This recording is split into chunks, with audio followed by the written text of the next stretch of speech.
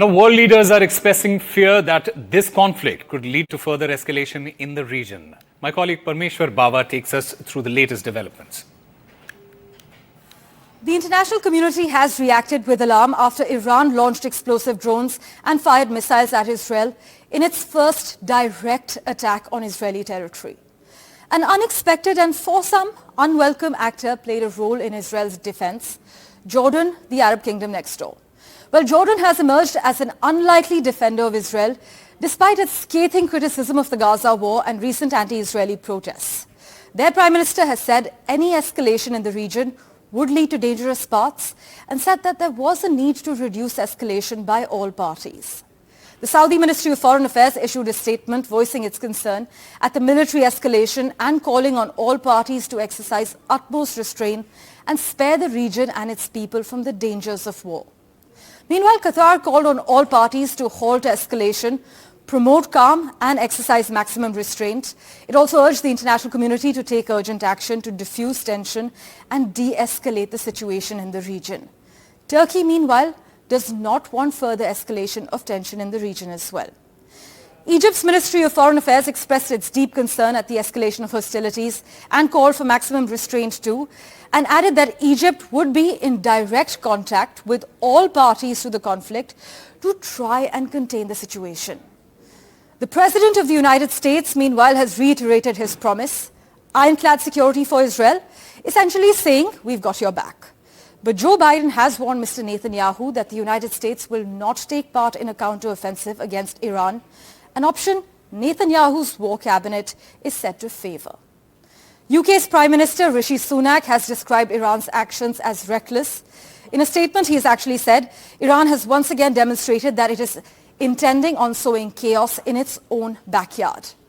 We have a response from Canada where the Prime Minister Justin Trudeau has said his country condemns Iran's airborne attacks, adding that they will stand with Israel. But one must note that following a non-binding vote in the House of Commons in Canada, Canada has decided that they will halt future arms sales to Israel. China is deeply concerned about this escalation. In fact, a Ministry of Foreign Affairs spokesperson said China calls on relevant parties to remain calm and exercise restraint to avoid further escalation in the region in response to a question about Iran's strikes, also adding that this round of tensions is a spillover from the Gaza conflict and quelling that conflict is actually a top priority. We have a reaction from the European Union. A top diplomat has said, and I quote, the EU has strongly condemned the unacceptable Iranian attack against Israel, adding that this is an unprecedented escalation and a grave threat to regional security. Russia, meanwhile, said it was extremely concerned by Iranian strikes and called on all parties to exercise restraint as well. The Russian Foreign Ministry has said, we have repeatedly warned that numerous unresolved crises in the Middle East, primarily in the Palestinian-Israeli conflict zone, which are often fueled by irresponsible provocative actions, will lead to an increase in tension.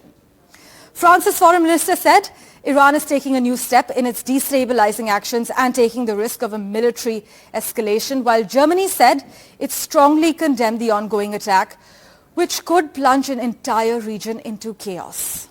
Iran and its proxies must stop this immediately. This is what the German foreign minister has said on record.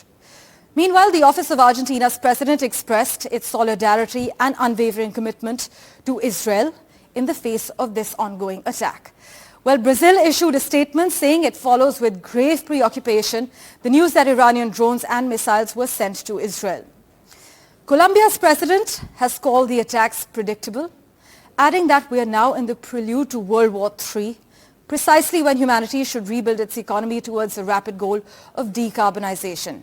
In fact, Gustavo Petro said in a statement that the support of the United States in practice for a genocide has ignited the world. Everyone knows how wars start, but no one knows how they end.